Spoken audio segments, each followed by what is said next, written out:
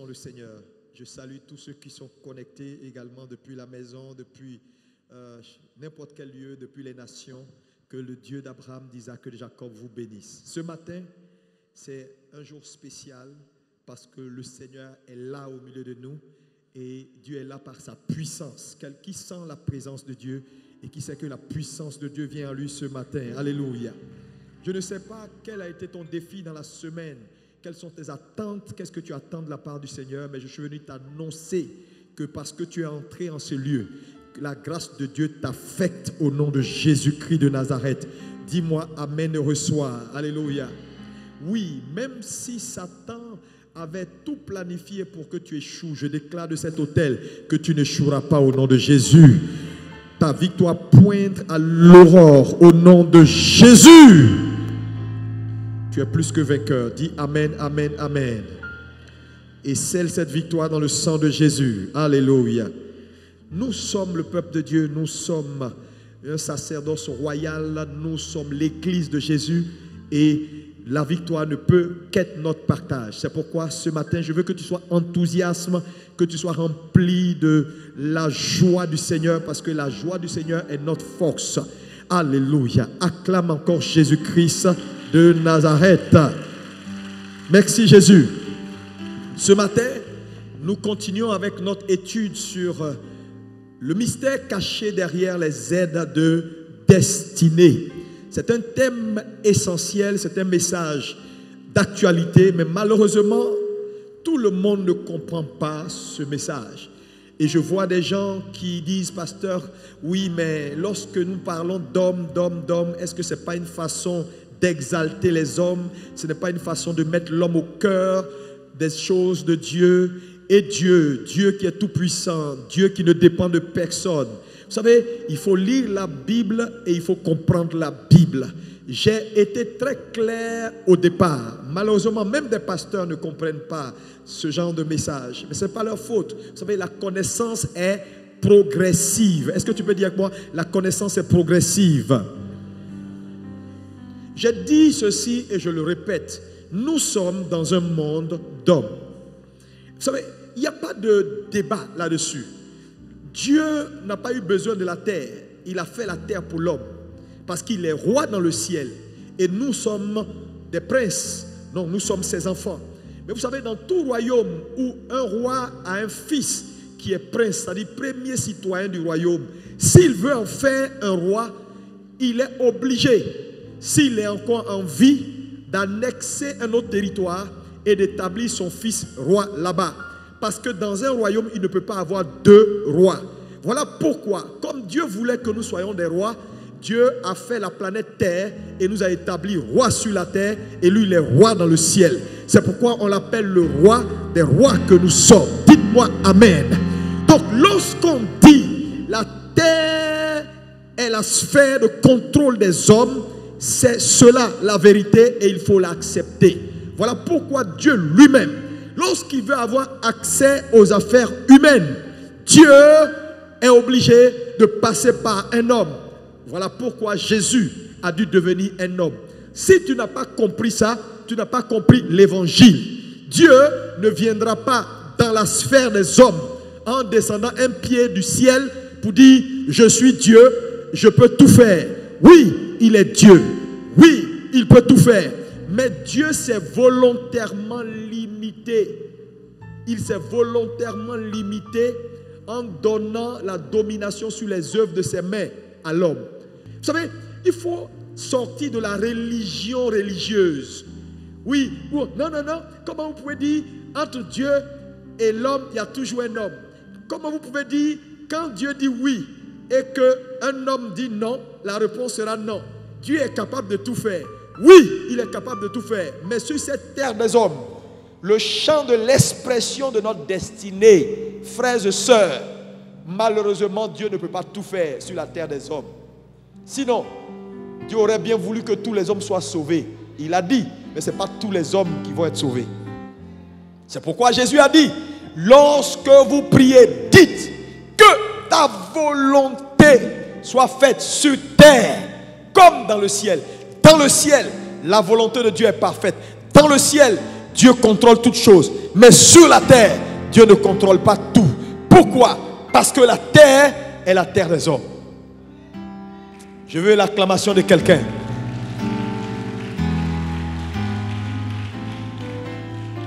Et donc, la notion d'aide de destinée est essentielle. Qu'est-ce qu'une aide de destinée?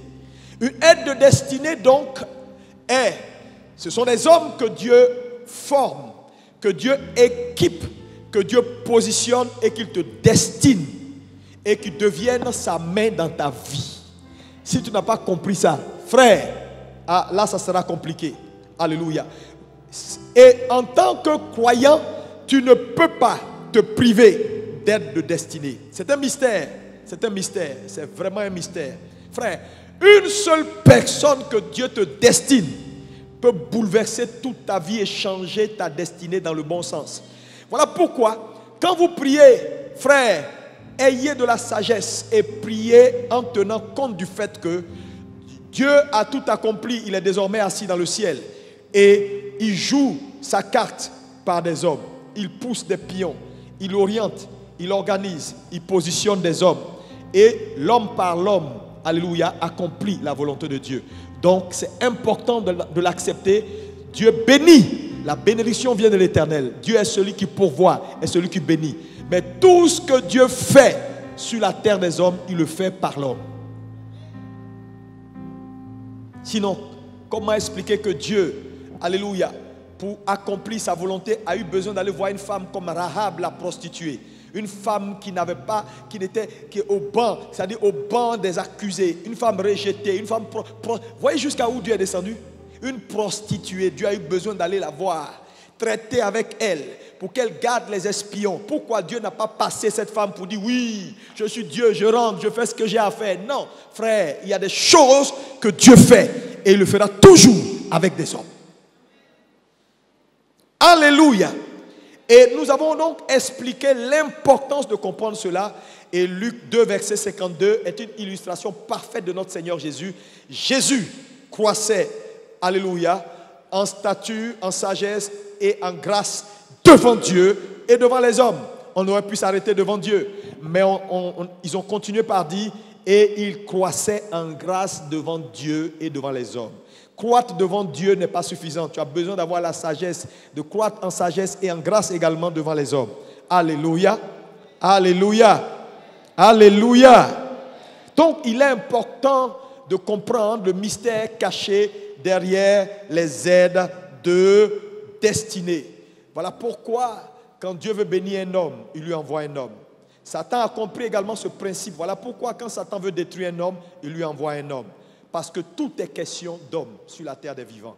Alléluia. Tu es quelque chose à cause de quelqu'un. La preuve, les 3 événements majeurs de ta vie, ta naissance, ton mariage et le jour de ton départ vers le Seigneur, tu n'es témoin de rien du tout. Quand tu nais, c'est d'autres personnes qui t'assistent. Tu ne contrôles rien. Quand tu te maries, c'est d'autres personnes qui t'assistent. Tu ne contrôles rien. Le jour où tu meurs, tu t'en vas, c'est d'autres personnes qui t'assistent. Tu ne contrôles rien. Donc, si les événements les plus importants de la vie d'un homme, il n'est même pas témoin de ces événements-là, alors vous pouvez comprendre jusqu'à où être orgueilleux, c'est être insensé. Voilà pourquoi l'Église doit revenir de son piédestal et comprendre que nous sommes dans un monde d'hommes. Et un point important, c'est que Dieu ne travaille pas seulement avec l'Église. Parce que beaucoup de gens pensent que Dieu travaille seulement avec l'Église. Je vous ai dit qu'on a appelé Nebuchadnezzar serviteur de l'Éternel. En quoi il est serviteur de l'Éternel? Donc Dieu peut travailler également avec des inconvertis pour que son plan s'accomplisse quand il vient dans l'église et il ne trouve pas d'hommes influents. C'est pourquoi vous devez devenir des hommes influents. Dites-moi Amen, Amen, Amen. Celui qui dit 3 fois Amen reçoit la grâce. Donc nous parlons également des types d'aides de destinée. Nous avons vu le premier type d'aide de destinée qui était les hommes influents. Alléluia. Ensuite, nous avons vu le deuxième type d'aide de destinée qui sont les connexions divines. Ce matin, nous parlons du troisième type d'aide de destinée qu'on appelle les hommes talentueux ou les hommes exceptionnels. Est-ce que tu peux dire moi les hommes talentueux ou les hommes exceptionnels? Plus fort. Alléluia. Alléluia. Alléluia. Alléluia. Alléluia. Lis-moi un seul passage et nous allons 2 Samuel 23 verset 8. Alléluia. On va se tenir debout pour la lecture de 2 Samuel 23 verset 8 et nous allons continuer notre propos sur le mystère caché derrière les aides de destinée. 2 Samuel 23 verset 8. Oui, vas-y. Voici les noms des vaillants hommes. Les noms des vaillants hommes Qui étaient au service de David. Qui étaient au service de David. Oui, continue. Jocheph. Oui. Le Techmonite, l'un des principaux officiers. Oui. Il brandit sa lance sur 800 hommes. Qu'il fit périr en une seule fois. On décrit leur capacité et leur spécificité ici. Alléluia. On dit voici donc les vaillants hommes, les hommes de David. Ceux qu'il a choisis qui étaient des hommes de qualité, des hommes talentueux et des hommes exceptionnels. Est-ce qu'on peut dire amen à la parole? Amen. Asseyez-vous dans la présence de Dieu. Alléluia.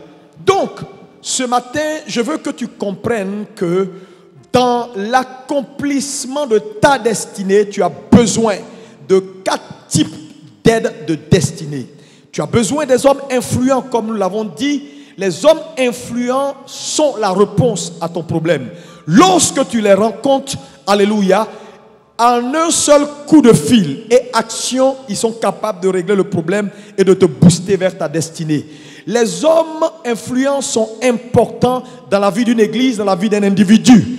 Et on ne peut pas se priver des hommes influents. Nous avons vu le cas de Joseph d'Arimathée, qui était disciple de Jésus, qui était un homme influent, un disciple silencieux, un disciple qui avait la capacité d'entrer là où les autres ne pouvaient pas entrer. Et nous avons également besoin du deuxième type d'aide de destinée qu'on appelle les connexions divines. Les connexions divines, à la différence des hommes influents, ce sont des hommes qui n'ont pas en eux-mêmes et qui n'ont pas avec eux-mêmes ce qu'il te faut, mais qui peuvent être le lien entre là où tu es et là où tu veux aller. Dis-moi amen. Et on a vu le cas avec la fille de Naaman, la servante de sa femme, qui n'avait pas ce qu'il fallait pour aider Naaman, mais qui a été la voie et la connexion pour amener Naaman à sa destination. Est-ce que quelqu'un peut me dire amen? Alléluia. Et ce matin, nous parlons des hommes talentueux, des hommes vaillants, nous parlons des hommes intelligents, des hommes exceptionnels. Alléluia. Et nous avons lu dans ce passage où David a compris l'importance d'avoir des hommes exceptionnels. Je vais te dire la vérité. Frères et sœurs, lorsque vous venez à l'église, ce n'est pas juste pour entendre de bons messages, mais c'est pour intérioriser la pensée de Dieu et aller vous asseoir, réfléchir sur cette pensée-là, afin qu'elle transforme votre vie. Est-ce que quelqu'un peut me dire amen? Parce que tu ne peux pas écouter de tels messages et demeurer la même personne. Voilà pourquoi je veux te challenger ce matin. Il faut que tu prennes des résolutions à la suite de tout ce que nous sommes en train de dire. Dis à ton voisin de loin, tu as besoin d'hommes talentueux. Oh, dis-lui ça. Dis-lui ça encore. J'ai compris que dans la vie, savoir s'entourer est essentiel pour réussir. Un homme qui ne sait pas s'entourer est un homme qui malheureusement ne pourra pas accomplir sa destinée.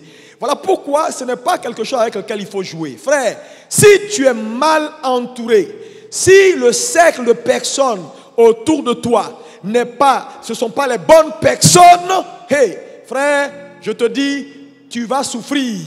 Voilà pourquoi, quand tu es un chrétien, alléluia, né de nouveau, il est important de savoir prier et de dire, Seigneur, envoie-moi les hommes qu'il me faut pour ma prochaine étape. Et parmi ces hommes, tu as besoin d'hommes talentueux. Dis avec moi, j'ai besoin d'hommes talentueux. Plus fort. Parce que j'ai compris également que tout est au sujet des hommes. Nous sommes sur la terre des vivants. Et tout ce que Dieu fait, Dieu le fait par un homme. Si vous êtes mal entouré, vous allez rater le but. Alléluia. La plupart des hommes que vous voyez qui sont à un certain niveau, et pour certains qui n'arrivent pas à s'en sortir, c'est lié au fait qu'ils sont mal entourés. Parce que ce qu'un homme devient dans la vie dépend également des hommes de qualité qui l'entourent. Oui. Oui. Et vous savez, Henry Ford pouvait dire ceci, je le cite, il dit se réunir est un début, rester ensemble est un progrès, mais travailler ensemble, c'est réussir. Ça veut dire quoi? Quand tu arrives à un point dans ta marche avec Dieu où tu peux localiser des personnes sur qui tu peux compter et avec qui travailler, mon ami, tu es sur le chemin du succès. Yeah. Il ne s'agit pas de rencontrer quelqu'un. Non. Il ne s'agit pas de te réunir avec quelqu'un. Non, non, non, non, non, non, non. Il s'agit à un moment donné de savoir connecter avec les bonnes personnes et interagir avec eux afin de pouvoir travailler ensemble. Voilà le but. C'est pourquoi ce matin, si tu es là et que ta limite a été le fait que tu as manqué d'hommes de qualité, que Dieu ouvre les écluses des cieux et t'envoie des hommes de qualité. Dis Amen, je reçois. Alléluia. Chaque parole que je vais prononcer sur toi est une prière. Donc il faut recevoir cela avec foi. Parce que pour certains d'entre vous, c'est quelqu'un que tu as rencontré qui t'a envoyé dans les problèmes dans lesquels tu es aujourd'hui. C'est quelqu'un que tu as rencontré qui t'a limité jusqu'à aujourd'hui. Mais si tu avais rencontré quelqu'un d'autre, tu ne serais pas au niveau où tu es aujourd'hui. Voilà pourquoi c'est très important de saisir. Parce que même quand le Saint-Esprit veut faire des choses pour toi, il va passer par un homme. Il parlera à un homme. Mais malheur à toi si ce ne sont pas les bonnes personnes. Alléluia. Donc il est essentiel de prier, de prier, de prier et de prier pour que Dieu conduise vers toi les hommes qu'il te faut. Dis-moi Amen. Alléluia. Et vous connaissez cet adage qui dit, cet adage dit, il vaut mieux être seul que mal accompagné. Mais quand les hommes le disent, ce n'est pas faux. Il vaut mieux être seul que mal accompagné. Parce que mal accompagné est dangereux. Si tu es entouré de personnes qu'il ne faut pas, mon ami, ils vont te conduire dans le trou. J'ai compris que être entouré ou savoir s'entourer est essentiel pour ta prochaine étape. Parce que les hommes qui t'entourent, que tu le veuilles ou pas, auront 3 actions sur toi. Numéro 1, les hommes qui t'entourent peuvent t'influencer dans le mauvais sens. Ouais, malheureusement, les gens qui t'entourent peuvent t'influencer dans le mauvais sens. Si tu es entouré de gens qui ne font que se plaindre, ou si tu es entouré de gens qui n'ont que de la négativité. Parce qu'il a été démontré que 25% des hommes sont négatifs. Ça veut dire que nous avons dans nos sociétés beaucoup de gens qui sont négatifs. Ça veut dire qu'ils voient tout, mais de travers. Tu rencontres quelqu'un, mais tu es sûr que cette affaire-là, il faut faire? Mais les Libanais ont fait, ça n'a pas marché. Tu rencontres quelqu'un, ah, le monsieur là, il veut te marier. Abidjan ici, là, aujourd'hui on ne trouve pas mari. Les maris là, ils sont bizarres. Fais attention, hein. Mais c'est quelqu'un... Parce qu'il ne voit jamais le côté positif de la chose. Mais chaque parole qu'il te donne peut avoir la capacité, peut influencer tes jugements et tes choix. Donc, les gens qui t'entourent ont la capacité de t'influencer dans le mauvais sens. Oui! Quelqu'un me dit Amen. Oui? Et un scientifique disait ceci. Il dit, un homme donc est la somme des 5 personnes avec lesquelles il est le plus connecté. C'est-à-dire, tu es la moyenne des 5 personnes avec qui tu parles le plus, qui sont tes amis. Donc, si tu veux savoir qui tu es aujourd'hui, identifie les 5 personnes les plus proches de toi. Je te donne cet exercice. Prends un stylo et note-moi le nom des 5 personnes les plus importantes dans ta vie maintenant. Note-moi ça maintenant. Et puis regarde-les bien, tu sauras qui tu es. Et pourquoi tu es là. S'il te plaît, chacun prend un stylo.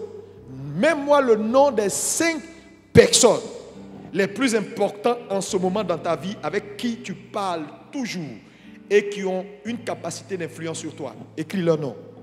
Et puis observe bien les 5 là. Tu pourras tirer une conclusion de ce que tu es et ce que tu représentes. Quelqu'un a écrit? Vous qui êtes également en ligne, faites-le. C'est très important. Tu es la moyenne des personnes avec qui tu connectes, les personnes avec qui tu travailles. Quelles sont les 5 personnes avec qui tu es le plus en contact? Écris leur nom. Regarde-les bien. Chacune de ces 5 personnes-là a un peu en toi.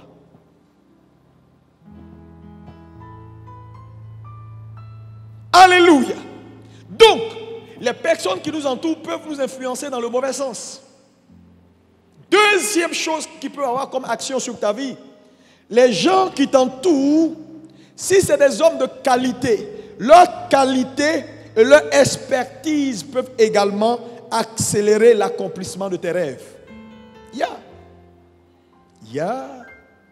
Donc, lorsque tu es bien entouré, alors la qualité de ces personnes-là peut accélérer, peut booster l'accélération de tes rêves. C'est pourquoi tu ne peux pas te priver d'hommes de qualité, d'hommes talentueux. Parce que tu vas faire face à des défis dans la vie, frère, ce ne sera pas les hommes influents, ça ne sera pas les connexions divines, ça sera de la technicité et tu auras besoin d'hommes qui ont la technicité en ce moment précis. Beaucoup de gens ne s'en sortent pas parce qu'ils sont mal entourés. Mais regardez autour de vous. Regardez autour de vous. Même les sociétés dans lesquelles vous travaillez. Souvent vous voyez une société, la société ne s'en sort pas. Elle a les moyens. Elle fait des investissements. Mais les choses ne marchent pas. Pourquoi? Parce que les hommes qui font la société, les hommes qui représentent la société sont inconscients et sont nuls. Dès que le patron trouve les personnes qu'il faut, en une semaine, en un mois, le chiffre d'affaires monte. Frère, il y a des hommes vaillants. Est-ce qu'on peut me dire amen, amen, amen, amen? Tu sais, tu ne comprendras pas ce que je suis en train de dire jusqu'à ce que tu rencontres un homme talentueux. Dieu a doté certaines personnes de talent. Quand ils entrent dans ta vie, ils sont un catalyseur. Ils entrent dans ta vie. Un seul conseil qu'ils te donnent et tu as gagné toute ta décennie. Ah, quelqu'un ne dit pas bien amen. Je prie pour toi ce matin que les informations qu'il te faut pour ta prochaine étape ne viennent pas après ta chute, mais que Dieu t'envoie maintenant même les hommes talentueux au nom de Jésus. Tu as besoin d'hommes talentueux. Tu vas souffrir jusqu'à ce que tu rencontres les hommes talentueux, des hommes de qualité. Les hommes de qualité, c'est un don du ciel. Demandez aux mamans qui sont ici, là, même dans leur propre maison, avoir une servante de qualité. Ça te donne du repos. Quelqu'un qui aime ta maison, qui aime tes enfants, frère, il y a des femmes qui tournent. Elles changent chaque semaine de servante. Elles changent, elles n'ont personne, elles souffrent. Frère, ne pas avoir un homme dans la vie, tu vas mourir avant le temps. Vous allez comprendre que avoir des hommes est essentiel. C'est pourquoi l'orgueil n'est pas une bonne chose. Quand tu es orgueilleux, tu vas rater tes aides de destinée. Quand tu manques de discernement, tu vas rater tes aides de destinée. Quand tu ne marches pas dans l'amour, tu n'aimes pas les gens. Tout ce que tu aimes, c'est toi et puis tes enfants. 1, 2, 3, mes enfants, ils vont devenir tous bêtes. Dans la vie, il faut aimer les autres. Il faut savoir investir dans la vie des autres. Parce qu'eux aussi sont enfants de quelqu'un que quelqu'un aime. Moi, tu parles 10 fois, c'est toi. Tu parles 20 fois, c'est toi et tes enfants. Tu parles 100 fois, c'est toi et tes enfants et ta maison. Quand est-ce que tes yeux vont quitter sur toi pour regarder un peu aux autres? C'est celui qui arrose qui est arrosé. Voilà pourquoi tu n'es pas arrosé. Parce que tu n'arroses personne.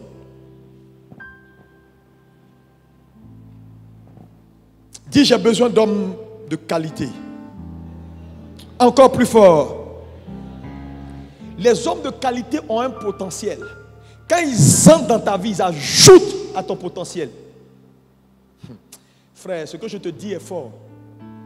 C'est fort d'avoir quelqu'un qui a de l'expertise dans un domaine où tu souffres. Quand il rentre, Troisième chose qu'ils vont ajouter à ta vie, ils vont rendre ta vie facile.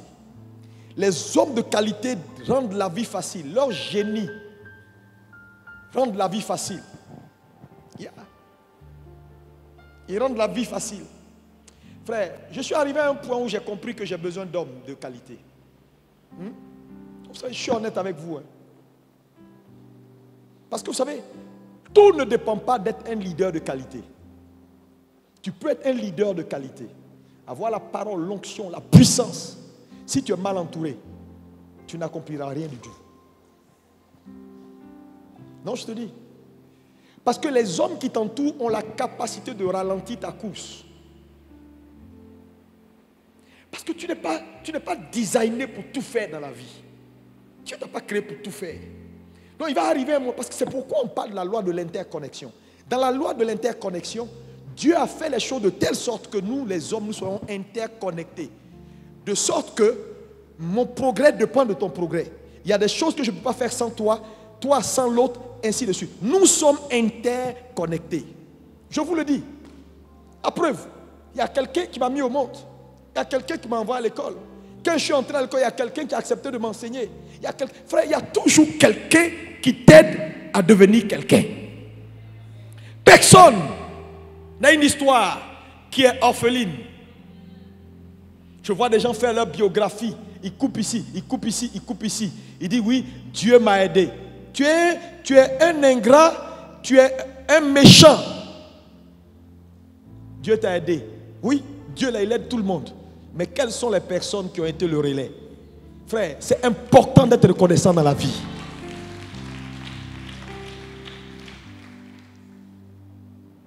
Alléluia. Il y a des gens ici, tu dois aller rencontrer l'instituteur depuis le CP2 qui a cru en toi quand tu n'étais rien et quand tu balbutiais et qui a fait que tu es là aujourd'hui. Tu dois aller le chercher pour lui faire un don.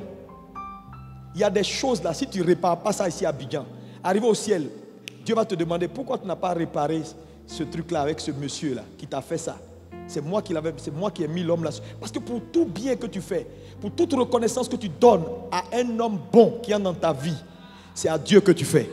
Dis-moi amen. C'est la main de Dieu que tu reconnais. Est-ce que quelqu'un peut me dire amen, amen, amen, amen, amen? Voilà pourquoi les hommes sont limités. Tu as besoin d'hommes. Dis avec moi, j'ai besoin d'hommes. Plus fort. Encore plus fort. Frère, c'est une réalité. Parce que dans la vie, ton environnement te définit. Et quand on dit ton environnement te définit, ton environnement est fait de personnes clés avec qui tu connectes tous les jours. C'est ça ton environnement. Ton environnement est fait de personnes qui te côtoient, qui te conseillent et qui t'influencent. Et un homme est le fruit de son environnement. Donc dis-moi, quelle est ta limite, je te dirai. Quelles sont les personnes qui t'entourent? Ton cercle de gens qui t'entourent. Si ce cercle-là n'a pas la capacité de t'envoyer à ta prochaine étape, casse le cercle et bâtis un autre. Oui, sinon tu vas rester dans le cercle. Tu vas rester dans le cercle. Voilà pourquoi à chaque étape de ta vie, il est important de faire, de faire ce qu'on appelle une introspection. D'entrer en toi-même pour t'asseoir, pour te dire, mais attends, j'ai les qualités, je suis intelligent, je suis un homme réfléchi. Pourquoi malgré tout ce que Dieu a fait de moi, je n'avance pas? Ça peut ne pas être toi, ça peut être les personnes avec qui tu connectes. Parce que je veux te dire, dans une chaîne, quand l'un des maillons est isolant, quelle que soit la qualité du courant qui passe, arriver sur la chaîne là, c'est cassé. Et il y a tellement d'isolants dans nos vies.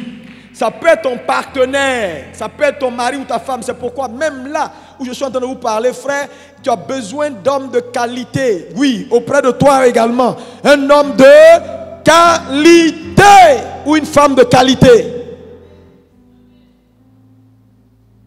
Vous savez, j'ai dit quelque chose que je vais dire ici, qui n'est pas dans mon sujet, mais je dis ça pour étayer un propos que je suis en train de vous dire. Quand vous lisez la Bible fait une déclaration importante pour dire quoi? Pour dire celui qui a trouvé une épouse a trouvé le bonheur. Mais vous ne réfléchissez pas beaucoup sur le verset là. On dit celui qui trouve une épouse. Donc en réalité, on trouve une épouse avant de la marier. Ça veut dire quoi? Une femme qui ne se qualifie pas pour devenir épouse ne sera pas identifiée.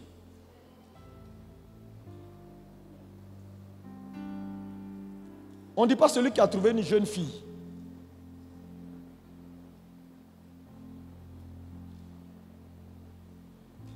Donc tu peux comprendre pourquoi beaucoup de gens ont du mal à t'identifier parce que tu n'as pas encore atteint la qualité d'épouse. Donc deviens la chose avant d'entrer.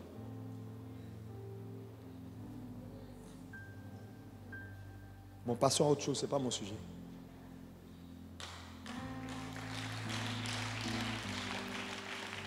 Alléluia!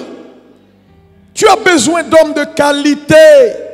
Et je suis arrivé à un point, même dans le travail que nous faisons, j'ai compris que finalement on a besoin d'hommes de qualité. Parce que même dans l'œuvre de Dieu, si tu es mal entouré, tu es un homme mort. Je vous le dis. Parce que vous savez, quand un homme est mal entouré, il va bâtir. Ses collaborateurs vont détruire. Je te dis.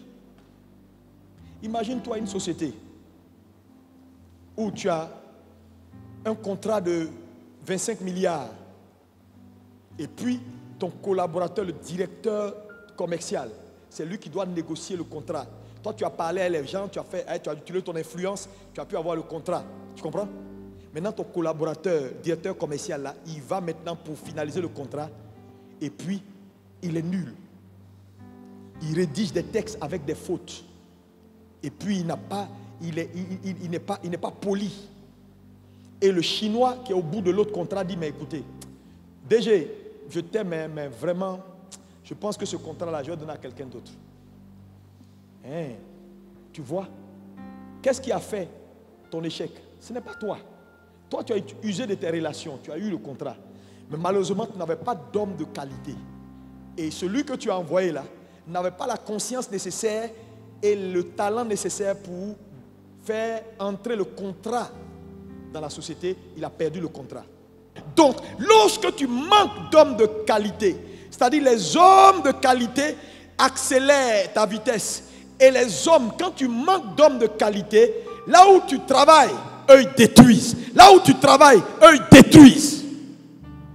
Donc, quand Satan veut arrêter un homme, il lui envoie d'autres hommes, mais qui manquent de tout. Je te dis, si je vous dis je n'ai pas besoin d'hommes, je mens.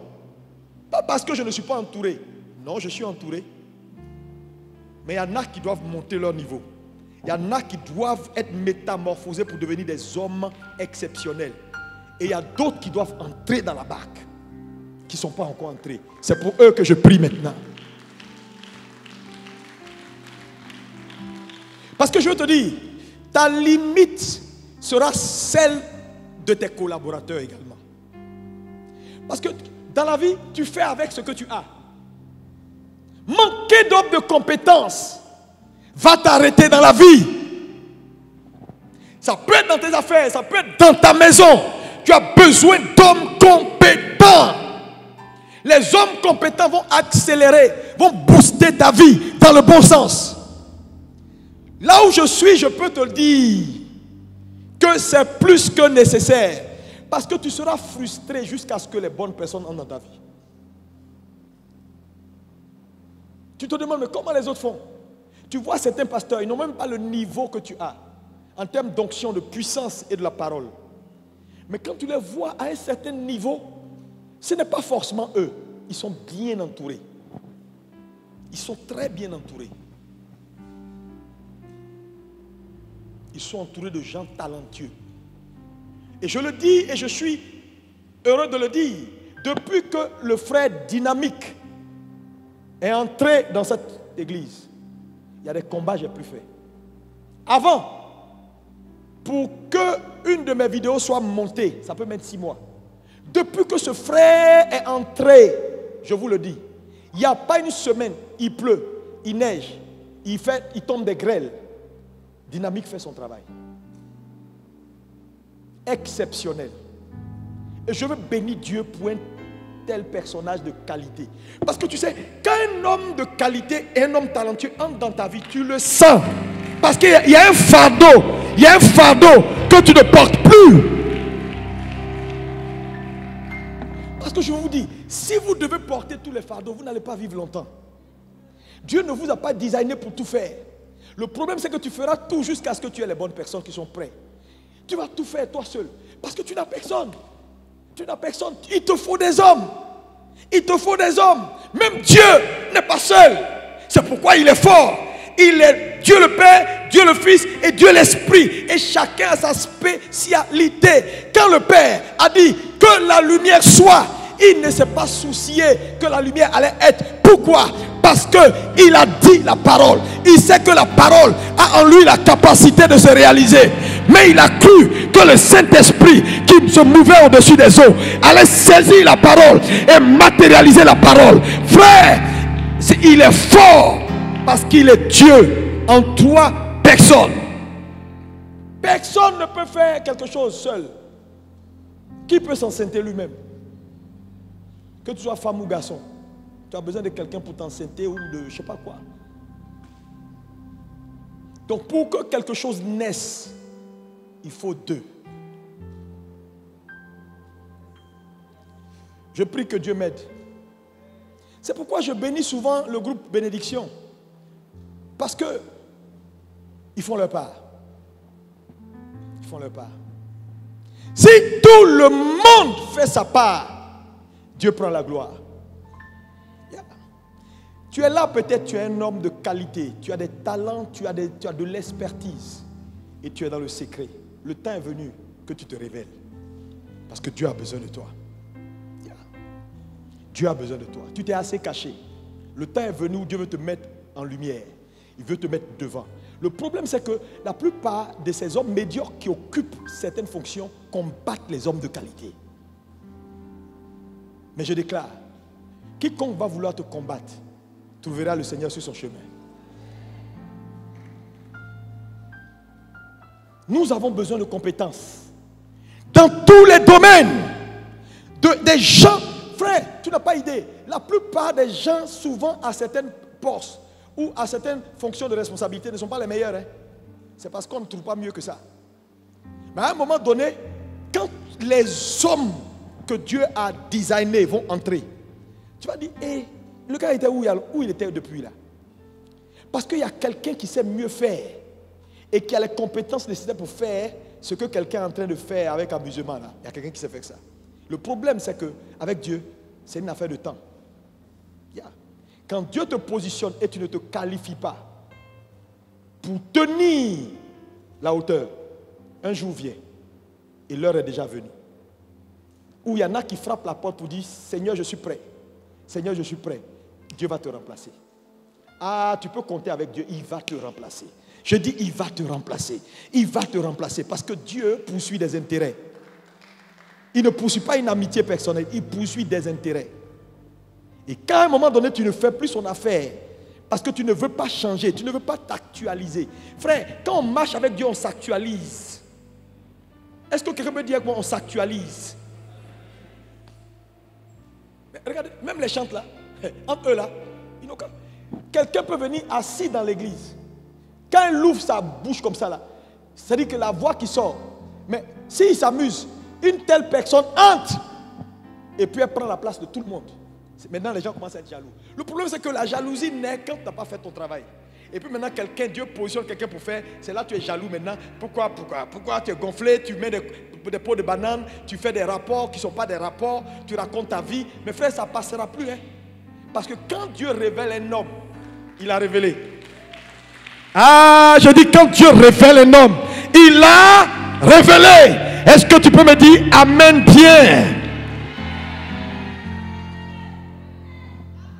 Parce que si tu ne prends garde, tu vas t'asseoir, croire que tu es le meilleur, tu ne fais rien, les choses n'avancent pas. Avec toi, tout est bloqué, tu es là, tu ne réfléchis plus, ça devient de la routine, tu es sur la chose. Quand on veut t'enlever, tu serres ton visage. Quand on veut te parler, tu serres ton visage et tu es sur la chose. Et la chose n'avance pas. Et c'est Dieu qui perd. Et c'est Dieu qui perd. Et c'est Dieu qui perd. Pour un peu de temps. Et tu verras qu'il est Dieu dans le ciel et Dieu sur la terre. Et que pour son œuvre, il ne discute avec personne. À un moment donné, Moïse a eu ce problème avec le peuple. Ils font les histoires, Moïse parle, il négocie. Dieu a court-circuité Moïse. Et il a réglé son problème. Tu as besoin d'hommes de qualité. Oh. Frère, tu souffres avec quelqu'un actuellement là. Il ne faut pas croire que s'il part, ta vie est finie. Hein. S'il quitte, ça va se casser. Prie Dieu. Ce matin, Dieu a décidé de t'envoyer des hommes de valeur, des hommes talentueux, des hommes exceptionnels. Quand ils vont entrer dans ta vie, un seul conseil, c'est comme si Dieu a parlé. Or, si c'est toi, je veux que tu dises 3 fois Amen. Et reçois cette grâce au nom de Jésus.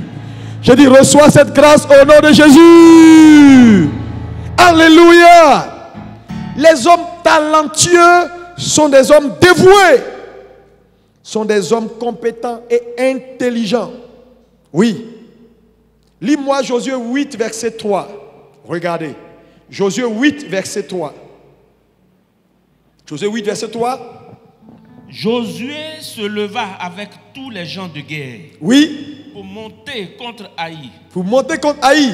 Il choisit 30 000 vaillants hommes. Regardez, il doit aller en guerre contre Haï. Mais Josué comprend que dans la vie, gagner nécessite que tu aies des hommes qui ont des spécialités dans l'art de la guerre. Donc dans le monde, dans tous les soldats qu'il avait, il a pris 30 000 vaillants, d'hommes perfectionnés. Frère, j'ai dit, il y a des niveaux que tu ne passeras pas. Si tu n'as pas compris qu'il te faut des hommes, mais qui ont de l'expertise. Yeah. C'est pourquoi tu peux voir dans une nation, tu vois un ministre, les choses marchent pour lui. On dit ce ministre, il est fort. C'est pas lui. Hein. Il a choisi un directeur de cabinet qui a un cerveau. Un jeune homme qui est arrivé de ses études du Canada, un brillant technocrate, directeur technique, intelligent. Donc il est bien entouré. Donc quand il donne une idée, quand il fait un discours, ses collaborateurs courent avec sa pensée et matérialisent sa pensée. Et quand on le voit, on dit waouh, mais monsieur le ministre, vous êtes très fort. Je peux comprendre quand l'un des présidents français, je crois que c'était Nicolas Sarkozy, non c'était Alain Juppé qui disait quand il était premier ministre en son temps, que la compétence rime avec la fidélité. Dieu va t'envoyer des hommes compétents qui t'aiment.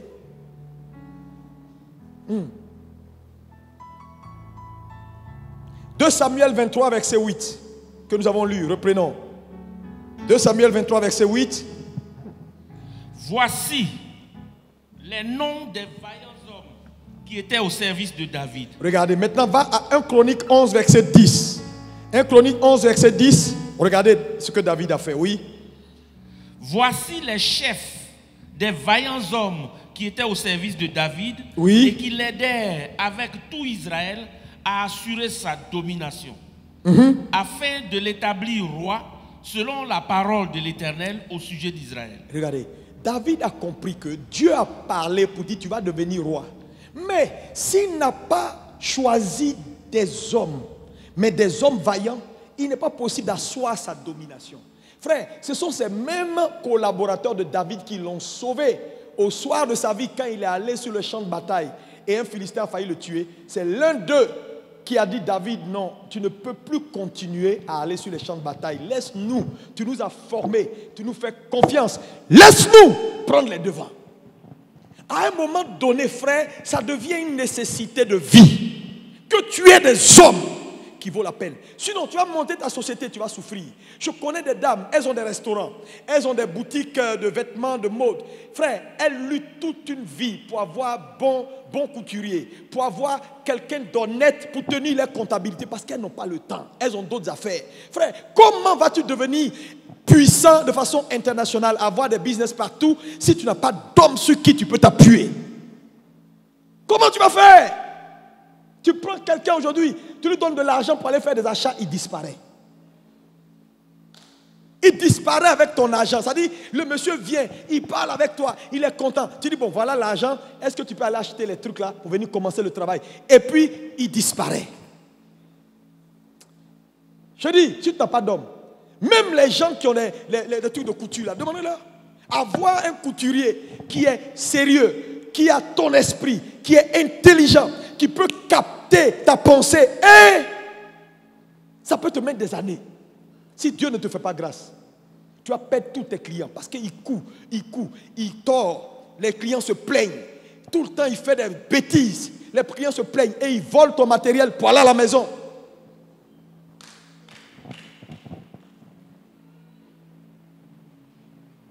C'est pourquoi, quand tu as un homme qui est bon et qui est bien, remercie Dieu. C'est un don, c'est une grâce de Dieu que d'avoir des hommes de qualité. Mais il y en a. C'est vrai que c'est devenu une denrée rare, mais ça existe. D'avoir des hommes qui vont entrer dans ta vie, non pas pour ce que tu leur donnes, mais parce qu'ils t'ont aimé et qui vont mettre leur talent à ton service. Sans un franc. Frère, je vous ai dit dans la vie, on n'achète pas tout avec l'argent. Les relations, c'est une monnaie qui n'a pas de prix. Si tu achètes tout avec l'argent, tu es pauvre. Il y a des choses que les gens vont faire pour toi. L'argent ne peut pas payer. C'est pourquoi il faut prier Dieu.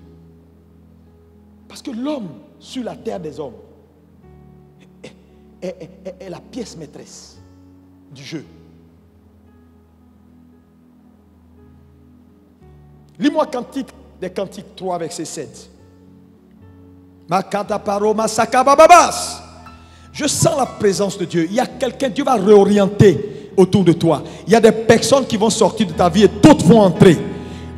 Oh my God, je vois des gens qui excitent ta vie et d'autres qui entrent au nom de Jésus. Oui, vas-y. Voici la litière de Salomon. Voici la litière de Salomon. Et autour d'elle, 60 vaillants hommes, des plus vaillants. Des plus vaillants, des plus brillants. Frère, ces rois-là, ces gens qui nous ont précédés dans la gloire, savaient l'importance d'avoir des hommes de qualité. Alléluia. Je prie pour toi qui es assis devant moi maintenant. Frère, tu as été là pendant des années. Je t'ai observé, je t'ai regardé. Frère, tu dois monter ton niveau. Parce que le niveau que tu as n'est pas suffisant, n'est pas suffisant, n'est pas suffisant. Avant que Dieu ne t'éjecte, ne fasse comme ça, pif, il faut que tu remontes ton niveau. Je te dis la vérité. Il devient un homme de qualité, devient un homme qui a de la valeur, un homme intelligent et un vaillant héros. Parce que cette église est arrivée à un point dans sa marche où elle a besoin d'hommes. Regarde, tout ce que nous sommes en train de faire dans les nations. Mais si on n'a pas d'hommes, on fait comment? On fait comment? Deutéronome 1, verset 13. Dieu nous exige d'avoir des hommes de qualité. Oui, vas-y. Deutéronome 1, verset 13. Prenez dans vos tribus. Prenez dans vos tribus des hommes sages. Des hommes sages. Intelligents. Intelligents. Et connus. Et connus. Et je les mettrai à votre tête. Dieu exige. Il dit aux enfants d'Israël, par tribu, sortez-moi les plus forts, les plus intelligents. Et je vais les mettre à la tête. C'est eux qui vont diriger. Parce que lorsqu'un homme est sage, un homme est intelligent et est talentueux. Frère, c'est un don. Quand Dieu te donne un talent, il t'équipe. Et il devient le relais. C'est-à-dire, ton talent devient le relais. Non. Quand tu mets ton talent là, c'est Dieu qui gagne. Mais aujourd'hui, tout le monde est pressé, la médiocrité. Les gens sont médiocres, ils ne veulent pas laisser Dieu les façonner, les former. Le problème de cette génération, c'est ça. Les gens ne veulent pas laisser Dieu les façonner. C'est pourquoi on a beaucoup de pasteurs médiocres sur des églises, médiocres, en train de façonner, fatiguer l'esprit des fidèles, fatiguer l'esprit des pauvres fidèles. Et ils n'avancent pas, ils ne reculent pas, parce qu'il y a de la médiocrité à gogo. Non, oui. La médiocrité, ils ne veulent pas apprendre, ils ne veulent pas être façonnés, ils ne veulent pas laisser Dieu les former. Dès qu'on les titille, je veux dire, quand tu vois un fruit qui est mûr, il ne faut pas envier le fruit. Demande le processus qui a amené le fruit à devenir ça. Il y a toujours un processus qui donne à quelque chose de la maturité et de la beauté. Quand tu refuses le processus, tu n'auras jamais le résultat. C'est le processus qui envoie au résultat. Dis avec moi, c'est le processus qui envoie au résultat. Moi que tu vois là, Je ne suis pas devenu Alexandre Amazou un jour. J'ai eu un parcours où j'ai appris. Tout ce que vous faites là, j'ai fait. J'ai balayé l'église, j'ai nettoyé chaises, j'ai été pasteur adjoint, j'ai été truc, je me suis assis, j'ai fait tout ce qu'on peut faire dans la vie, qu'un homme chrétien peut faire, j'ai fait. Évangélisé, j'ai marché, j'ai dormi ici, j'ai tout fait. Tu ne seras pas un homme de qualité si tu n'es pas prêt à te soumettre au processus. Tu sais, quand tu deviens un homme de qualité, même Jésus, 30 ans de formation pour 3 ans de ministère. Mais quand tu deviens un homme de qualité, en peu de temps, tu maximises. C'est ça en fait la vérité. Mais quand tu n'es pas un homme de qualité, tu prends beaucoup de temps. Parce que là où tu dois maximiser, c'est maintenant que tu fais ton apprentissage. Donc on a des pasteurs sur des églises qui sont en train d'apprendre maintenant à être pasteurs. À quel moment tu vas être... Tu t'en sors même pas avec les affaires de femmes, c'est toi qui vas être pasteur sur l'église. Comment tu vas gérer les sœurs de la chorale?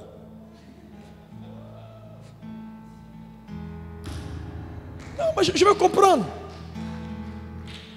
Tu n'as même pas fini ta mue. Finis ta mue, que Dieu te... Hein? Et puis tu dis, non, même moi, mais tu vas tuer les gens. Parce que l'église, ce n'est pas enseigner parole seulement. C'est un ensemble. Il te faut de la force spirituelle. Tenir en temps de difficulté. Et pour donner le bon exemple, est-ce que tu es capable? Frère, quand le navire chavire et les choses sont dures, il te faut être indur. Avec la foi, la force dans ton esprit. Ce n'est pas un jeu. Ce n'est pas un jeu. Ce n'est pas un jeu. Je te dis, ce n'est pas un jeu. C'est vraiment pas un jeu. Alléluia. Deutéronome, on l'a lu. Verset 1, verset 13. Lis-moi 2 Chroniques 2, verset 12 à 14. Regardez Salomon. Salomon est sur le point de bâtir la maison de l'Éternel. Parce que Dieu dit de David, son père, tu as été un homme de guerre. Je ne veux pas que tu bâtisses. Ton fils le fera. Maintenant, Salomon est sur le point de bâtir la maison de l'Éternel. Regardez maintenant ce qui arrive. Oui, vas-y. Huram dit encore. Huram est le roi de Tyr. Béni soit l'Éternel. Béni soit l'Éternel. Le Dieu d'Israël. Le Dieu d'Israël. Qui a fait les cieux et la terre. Oui. De ce qu'il a donné au roi David un fils sage. Un fils sage. Prudent et intelligent. Et intelligent. Qui va bâtir une maison à l'Éternel. Oui. Et une maison royale pour lui. Oui. Je t'envoie donc un homme habile et intelligent. Et le roi maintenant, en fait, Salomon demande de l'aide. Parce que Salomon est sur le point de bâtir la maison de l'Éternel. Et vous savez que pour bâtir la maison de l'Éternel, Dieu est très minutieux. Donc Dieu donne à Salomon des détails de qualité et des détails que si ce ne sont pas des hommes de qualité pour faire l'ouvrage, ce n'est pas possible. Donc Salomon cherche autour de lui, il ne trouve pas. Donc il fait appel au roi de Tyr pour lui demander, pour dire, les gars, chef, aide-moi. J'ai besoin d'hommes de qualité, d'hommes talentueux. Et le roi de Tyr lui fait les éloges pour dire, tu es un homme intelligent et sage. Mais je vais t'envoyer quelqu'un qui est quoi? Qui est habile pour les ouvrages en or. Qui est habile pour les ouvrages en or. Parce que dans le temple, il y a des ouvrages spécifiquement en or, oui. En argent. En argent. En airain et en fer. En airain et en fer. Lui seul, il a tellement de talent. Oui, continue. En pierre et en bois. En pierre et en bois. En étoffe teinte. Oui. En pourpre et en bleu. Oui. En étoffe de bisus et de carmin. Et pour toute espèce de sculpture et d'objets d'art qu'on lui donne à exécuter. Waouh! Regardez-moi un tel homme qui a lui seul en lui autant de potentialité, de qualité. Il dit, je vais t'envoyer un tel personnage. C'est celui qui va faire les sculptures dans le tabernacle et qui va faire les choses comme Dieu le veut. Parce que c'est un homme talentueux. Frère, regardez jusqu'à où c'est important d'avoir des hommes talentueux. Des hommes qui ont l'expertise. Parce que c'est dangereux de s'entourer de gens qui ne savent rien. C'est très dangereux. Tu bâtis et détruis à cause de leur manque de connaissances. Que Dieu t'épargne. qui t'envoie des hommes qui ont du talent et qui t'apprécient. Et qui, quand tu leur donnes une responsabilité, ils sont là pour dire, le patron a dit, je ne bougerai pas jusqu'à ce que ce soit fait. Et qui te font des comptes rendus. Non pas des gens qui te mentent au téléphone, qui te disent, non, non, non, c'est fait alors que ce n'est pas fait. Non, non, non, ça va se faire alors que ce n'est pas fait. Non, tu as besoin d'hommes vrais. Dis-moi amen. Je vis ça au quotidien, frère. Si tu n'as pas d'hommes vrais, d'hommes consacrés, d'hommes prêts, tu ne t'en sortiras pas. Quelle que soit la hauteur que Dieu te donnera, ils vont te tirer à terre. Ils vont te tirer à terre. Si tu es un homme fort, tu vas tenter d'équilibrer les choses. Mais ce ne sera pas le niveau que Dieu veut que tu atteignes. C'est pourquoi il te faut des hommes. Quand tu leur dis, tu restes là, le monsieur reste là. Mais il ne ruse pas. Il est là. Le patron a dit. On m'a raconté l'histoire d'un ancien ministre là, qui est décédé maintenant. Il avait un collaborateur. Non. Même sa femme ne sait pas plus que le collaborateur. Tellement le collaborateur était loyal. Était un homme sûr. J'ai dit, le collaborateur anticipe même sur ses pensées. Quand il veut quelque chose, j'ai dit, tu l'envoies pour dire, va m'acheter un pain. Le pain qu'il t'envoie là. Toi-même tu dis, ouais. Tu es dans ma pensée, on dirait. C'est ça, un homme de qualité. Dieu les équipe. Dieu leur donne ce qu'il te faut. Je vous donnerai des hommes. Il te faut ça. Hein? Je te dis, il te faut ça dans ta vie. Parce que tu es en train de prendre de l'âge. Tu vas arriver à un moment donné dans ta marche où tu n'auras plus toute la force que tu as maintenant pour tout faire. Si tu n'as pas quelqu'un sur qui tu peux compter, comme Abraham pouvait envoyer son serviteur pour dire, écoute, je suis vieux, mais va chercher pour mon fils une femme. Voilà les critères. Et il va. Et c'est exactement ce que son maître lui a dit qu'il accomplit. Il te faut ces hommes-là. Il te faut ces hommes. Je prie tous les jours, Seigneur, envoie-moi les hommes. Des hommes qui seront prêts, talentueux. Des hommes qui ont de l'expertise dans tous les domaines. Parce qu'ils t'enlèvent ton fardeau. Ils te facilitent la vie.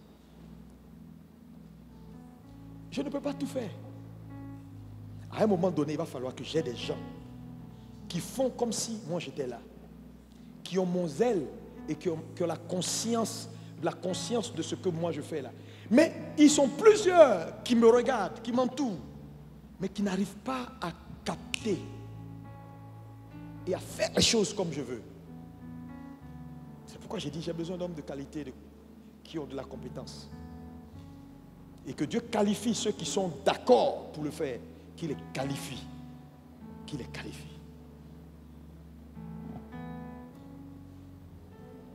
Dieu exige que vous ayez des hommes de qualité.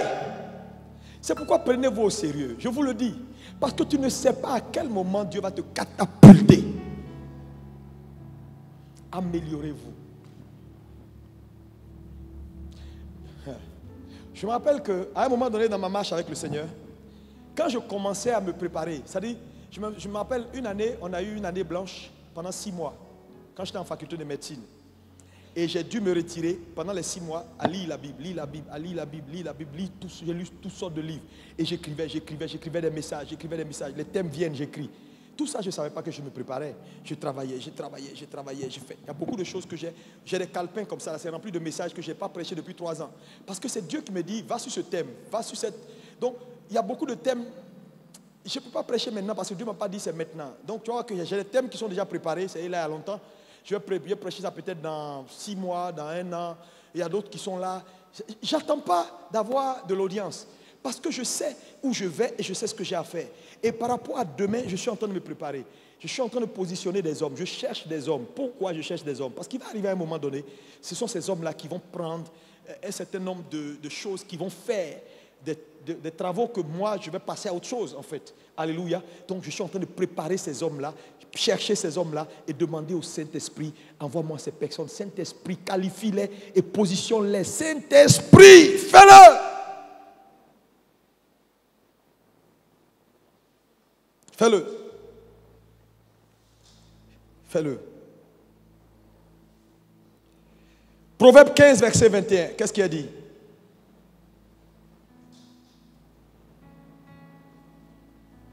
Oui. 15, 21. La folie est une joie pour celui qui est dépourvu de sens. Mais un homme intelligent voit le droit chemin. Un homme intelligent. Les hommes de destinée, les hommes intelligents, les hommes qui ont talentueux, voient le chemin. Tu as besoin d'hommes qui vont te dire non, pas ici, ici. Leur conseil peut te changer toute une vie. Dis-moi amen. Dis-moi encore amen. Tu as besoin d'hommes capables, d'hommes conscients. Conscients. Dans ta maison, dans ta vie, dans ta société. Imagine-toi, tu as un chauffeur, il n'est pas conscient. Tu es foutu. Chauffeur qui n'est pas conscient. Toi, tu pries, lui, mange chewing-gum. Il attend que tu dises, on peut partir. Il voit un obstacle. Il lâche le volant et les pieds. Et puis il crie, ah! Toi, tu es assis derrière. Le temps de venir devant, vous êtes déjà dans le décor. Pour tout dans la vie, tu as besoin d'hommes conscients. Dieu va mettre sur ton chemin des hommes talentueux, des hommes conscients. Tu vas chercher un médecin, tu trouveras le bon. Pas quelqu'un qui va venir tâtonner avec ta maladie pour dire peut-être c'est rouge, peut-être c'est vert, qui va te prescrire 10 choses pour essayer. Mais tu tomberas sur les bonnes personnes. Oh, dis-moi amen bien. Dis-moi encore amen. Dis-moi encore amen. Dans tes activités, Dieu va t'envoyer des personnes qui t'aiment.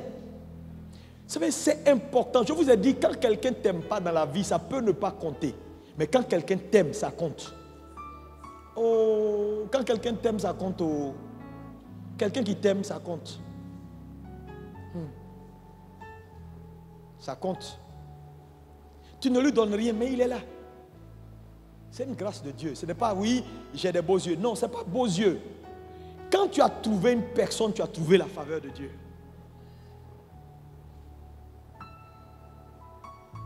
Parce que souvent, il y a des gens qui vont faire des choses pour toi que tes propres enfants qui sont sortis de tes entrailles ne feront jamais. Yeah. C'est la grâce de trouver des hommes intelligents et des hommes bons. Quatrième type d'aide de destinée. Je termine avec ceci. Quatrième type d'aide de destinée, c'est ce qu'on appelle les porteurs de fardeau. Dis avec moi les porteurs de fardeau. Encore plus fort. Plus fort. Les porteurs de fardeau sont ceux qu'on appelle les inconditionnels. Les inconditionnels sont les porteurs de fardeau. C'est-à-dire, ils sont avec toi. Ils n'ont pas la compétence, mais ils sont avec toi. Dans le froid, dans la chaleur, dans le noir, dans la lumière, ils sont là. Ils t'aiment tel que tu es. Ça, ce sont les porteurs de fardeau. Et dans la vie de chaque être humain qui va vers sa destinée, il te faut des porteurs de fardeau. Je te dis, si tu n'as pas de porteur de fardeau, il y a une grâce ou il y a des grâces qui vont te manquer. Parce que je veux te dire, tout le monde ne sera pas prêt pour toi tout le temps. Mais les porteurs de fardeau, Dieu les destine, Dieu les design pour t'accepter tel que tu es. J'ai dit, il pleut, ils sont là. Il fait froid, ils sont là. On t'insulte, ils sont là. On te calomnie, ils sont là. Mais il y a des personnes, frère, dès qu'on dit, il paraît que. Et puis tous ils disent, ah, parle-nous, hein. Faut pas, on va aller se mettre dans quelque chose, hein. Parle-nous, hein. Et puis ils commencent à reculer. Frère, des porteurs de fardeau. Tu as besoin de porteurs de fardeau. On a vu Ruth, Ruth 1 verset 16. Dans Ruth 1 verset 16, on a vu Naomi qui était... Oui, vas-y, lis-moi ça.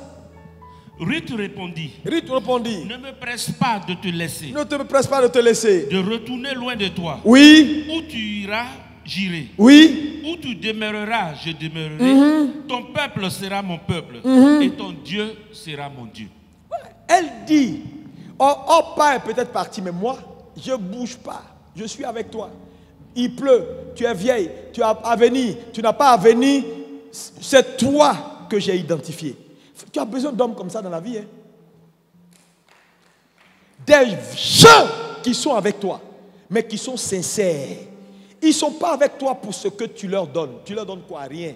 Mais ils sont avec toi parce que Dieu t'a mis dans leur cœur. Ça, il n'y a pas de prix pour ça. Et ce sont des aides de destinée tellement importants. Parce que je veux te dire, tu vas marcher dans la vie, à un moment donné, tu vas sembler être seul. Parce que les hommes influents peuvent t'aider et partir. Les connexions divines peuvent venir et partir. Même les hommes talentueux peuvent venir et partir. Mais les porteurs de fardeau, ils sont là. Frère, ils sont là.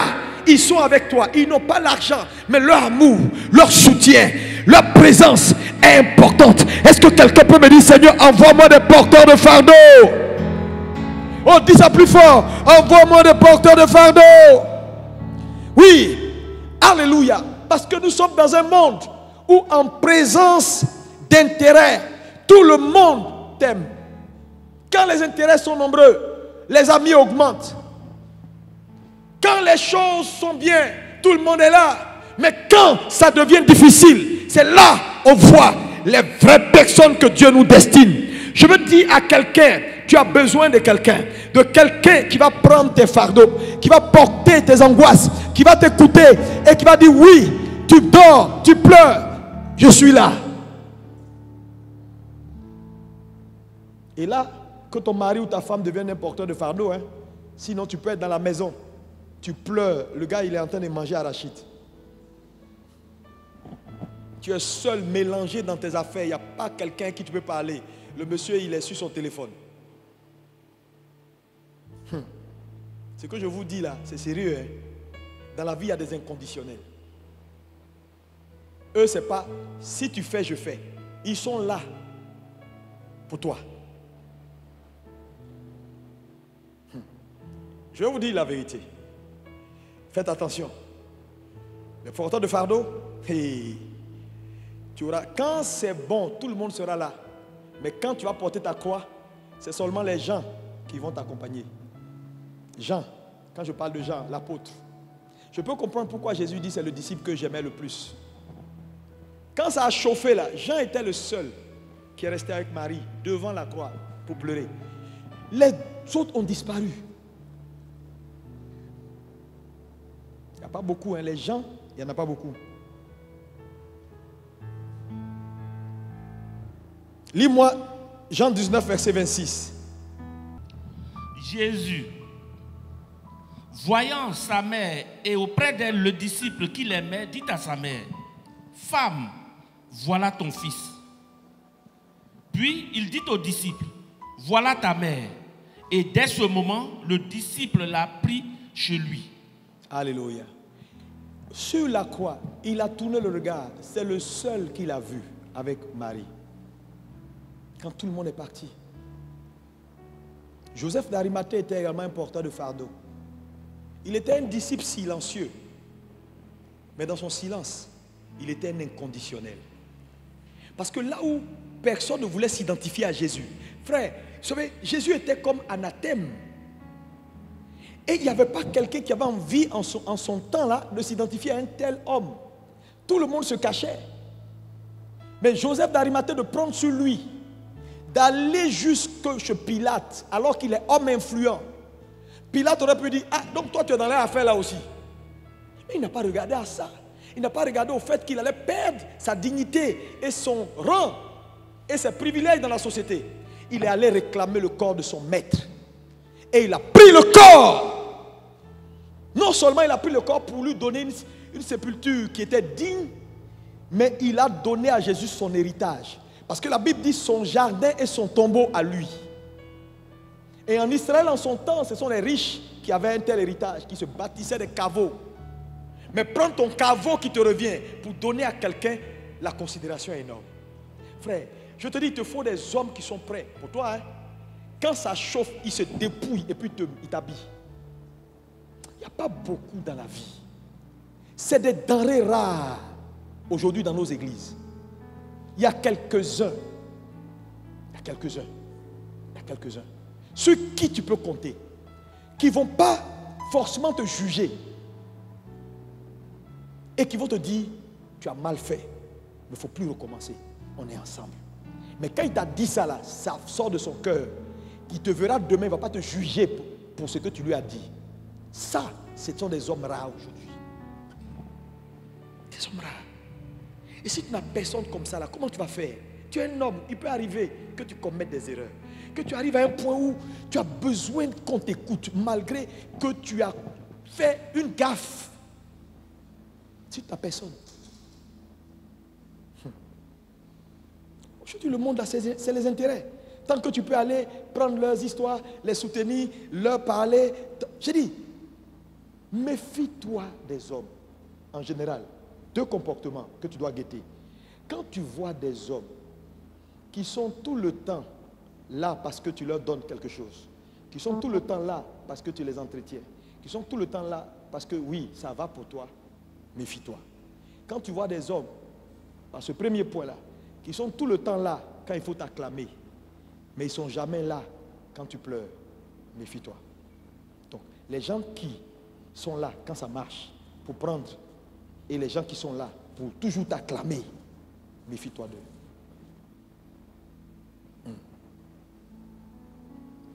Mais quand ça chauffe et puis on ne les voit jamais, ils ont toujours des excuses pour ne jamais être là.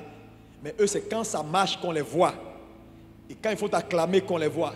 Et qui t'acclament tout le temps, non, tu es le meilleur. Ah non, non, non, non, non, non, non.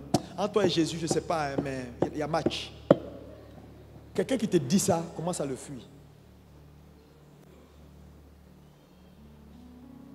Non. Non.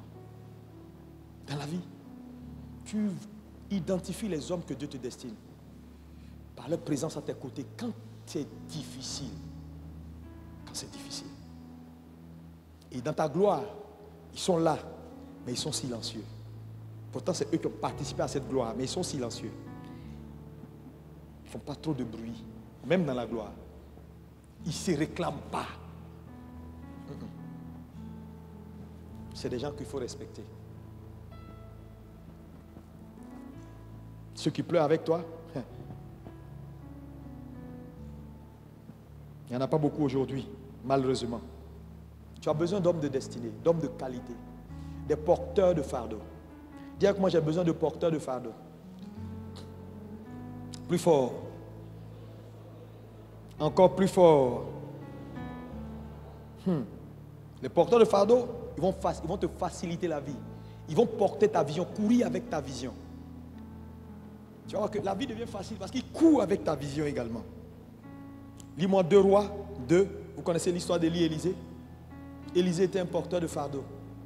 Même quand Élie lui dit, écoute, tu sais, c'est terminé, Dieu m'envoie. Il dit, moi, tu t'amuses. Je suis avec toi. Même si dans le feu, on est dedans. Les gens se moquent de lui. Ton maître s'en va à l'est. Oh, il dit, je suis là. Le monsieur l'a découragé jusqu'à fatiguer. Il dit non. C'est ça la caractéristique des hommes, les porteurs de fardeau. Ils ne veulent jamais te laisser seul.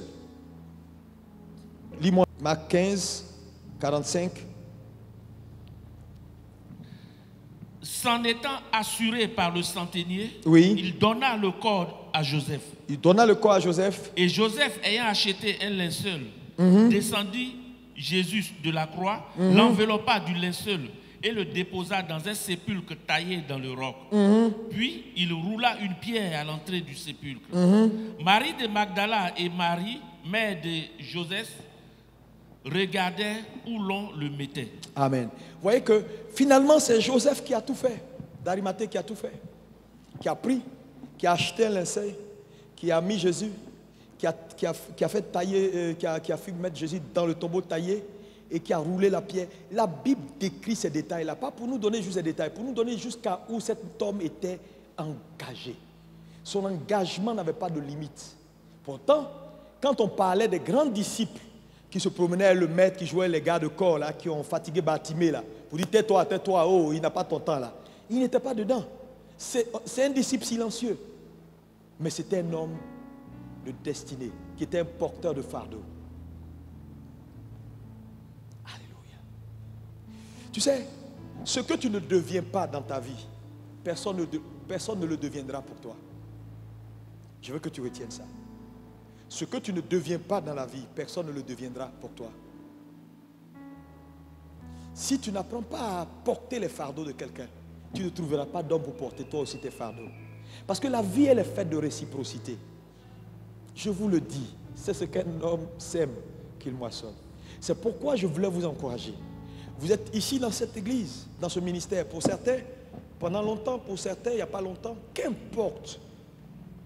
Qu'importe. C'est le maître qui appelle. À n'importe quelle heure. Il y a les ouvriers de la première heure, deuxième heure, dernière heure. Le plus important, tu es là. Prends ta place et deviens une aide de destinée. Dans un domaine, tu peux avoir de l'expertise.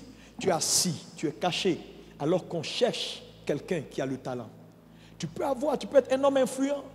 On a besoin de toi, alors tu te caches quelque part. Tu peux avoir un homme de talent. Tu as des talents, mais tes talents ne servent à rien dans ta maison. Tu n'as pas besoin qu'on vienne te dire, mon frère, est-ce que... Non, identifie les besoins et propose-toi. Fixe les besoins. Si Dieu pose tes regards sur quelque chose, c'est parce qu'il compte sur toi pour fixer la chose. Ne sois pas un spectateur qui vient juste à l'église le dimanche, cherchant à se positionner, cherchant comment il va avoir une place. Non, frère, tu ne peux pas avoir une place là où tu n'as pas bâti. Tout est une question de processus. C'est pourquoi je veux te dire, tu peux être qualifié ce matin. Tu peux être un homme de valeur, un homme exceptionnel dans ta génération. Pour quelqu'un, alléluia, pour faciliter le chemin du Seigneur. Et tu verras que la réciprocité se fera vis-à-vis de toi. Ce matin, je veux que tu pries. Frère, s'il y a une prière à faire aujourd'hui, c'est celle-là. Nous avons besoin d'hommes. Nous avons besoin d'hommes de qualité. Nous avons besoin de porteurs de fardeau. Des gens qui vous aiment, des gens qui ont un cœur pour vous.